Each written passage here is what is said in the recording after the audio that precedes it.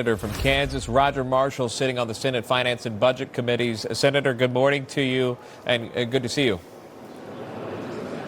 Yeah, Sean, great to be with you. Are you tired of winning yet? Another big deal in South Korea. We had a $60 billion trade deficit with them last year. So this is going to help close that gap. With 15% tariff coming in on South Korean products, guess what this tariff is for U.S. products going in there? Well, it's zero.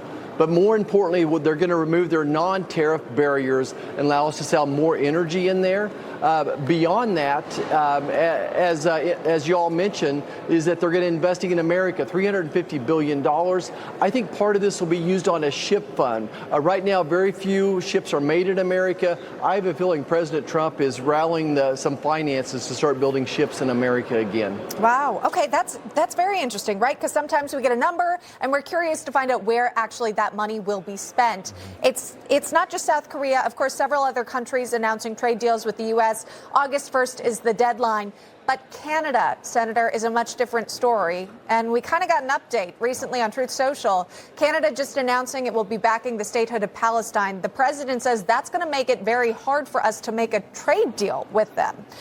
Can you walk us through maybe your views on how the country views the Israel-Gaza conflict and how it impacts potential deals between Canada and the United States?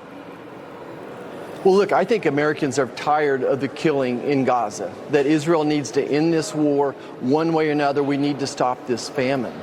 I would just ask, and Canada's making this really complicated. They're hamstringing President Trump. And I would ask our friends in Canada, what type of statehood are they talking about? If you look at Palestinians' past, they've been a failed government. They've paid no attention to water, to sewers, to schools, to the economics of their country. I've been over there, and it's a disaster right now. Instead, they focused on chaos, on terrorism. So I don't think that's a viable solution right now. Again, I think President Trump, if anyone can solve this, I think it's going to be President Trump. And what Canada is doing there is not very helpful for the cause.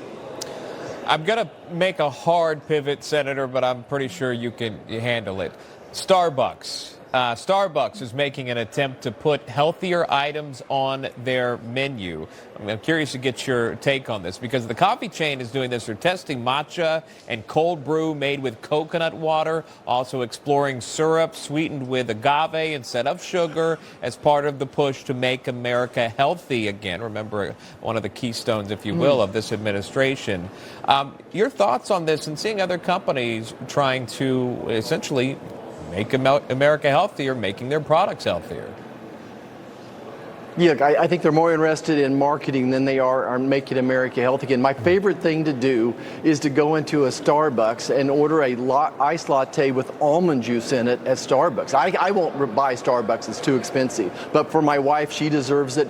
When I ask them for the almond juice, they say, well, we don't have any. And I'll say, look behind the counter, there it is. The almond, no, it's almond juice.